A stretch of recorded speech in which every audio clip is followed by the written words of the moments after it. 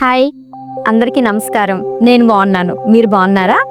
Last ఎపిసోడ్లో చెప్పినట్టుగా Janata wine story కోసం ఆర్టిస్టులను వెతకడానికి మా డైరెక్టర్ గారు ఎక్కడెక్కడికి వెళ్ళారు, ఎన్ని కష్టాలు పడ్డారు అనేది ఈ ఎపిసోడ్లో తెలుసుకుందాం. జనతా వైన్ స్టోరీకి మెయిన్ లీడ్ క్యారెక్టర్ హీరోయిన్.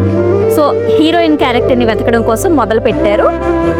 మొదటి రోజు మన హార్ట్స్ కాలేజ్ గ్రౌండ్కి వెళ్ళారు. అక్కడ ఫేర్వెల్ సెలబ్రేషన్స్ జరుగుతున్నాయి. కాలేజ్ అంతా చాలా కలర్ఫుల్గా ఉంది. ఇక ప్రతి ఒక్క అమ్మాయిని అడగడం మొదలు పెట్టారు, మీరు యాక్ట్ చేస్తారా అని చెప్పి. కొంతమంది రియాక్ట్ కాలేదు, కొంతమంది ఫన్నీగా తీసుకున్నారు, కొంతమంది ఫ్రాంక్ అనుకున్నారు, ఇంకొంతమంది ఇంతకుముందు మీరు ఏం చేశారని అడిగారు. ఇవన్నీ క్వశ్చన్స్ తర్వాత ఫైనల్లీ ఒక అమ్మాయి హీరోయిన్గా సెట్ అయింది. ఆ అమ్మాయి ఆల్రెడీ షార్ట్ ఫిలిమ్స్ చేసిన అమ్మాయి. ఆ అమ్మాయి పేరు Ramya. So heroine character set అయిపోయింది. ఇప్పుడు హీరో దగ్గరికి వెళ్దాం. హీరో క్యారెక్టర్ కోసం కొంతమంది ఇంట్రెస్ట్ ఉన్న కుర్రవాళ్ళని మేము వెళ్ళి కలవడం జరిగిందనమాట. వాళ్ళు అడిగిన క్వశ్చన్స్కి మా డైరెక్టర్ గారితో పాటు మేము కూడా చాలా బాధపడ్డాము. వాళ్ళు అడిగిన మాటలు ఏంటంటే, మీరు మా దగ్గర నుంచి ఏమైనా ఎక్స్పెక్ట్ చేస్తున్నారా? అసలు ఇంతవరకు ఒక్క షార్ట్ ఫిల్మ్ కూడా చేయలేదు మీరు. మీతో మేము ఎలా యాక్ట్ చేస్తాం అనుకున్నారు? ఒకవేళ చేస్తే మాకేమిస్తారు? ఇలా చాలా క్వశ్చన్స్ అడిగారు. దానివల్ల మా డైరెక్టర్ గారు చాలా బాధపడ్డారు. ఇది నా అదృష్టమా, దురదృష్టమా? అసలు ఏంటి, శ్రీకాకుళం కళలకు పుట్టినిల్లు, కళాకారులకు కొదవలేదంటారు, మరి అలాంటిది ఒక్క ఆర్టిస్ట్ కూడా దొరకట్లేదని బాధపడ్డారు.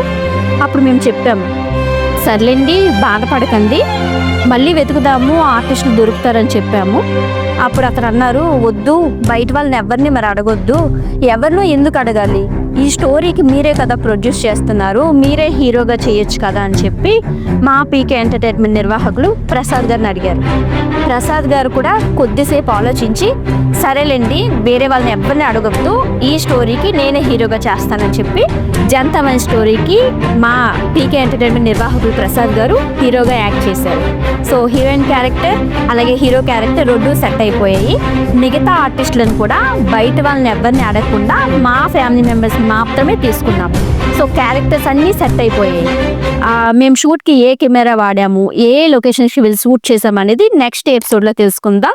So please like, share and subscribe my YouTube channel PK entertainment and follow my channel Instagram page PK entertainment.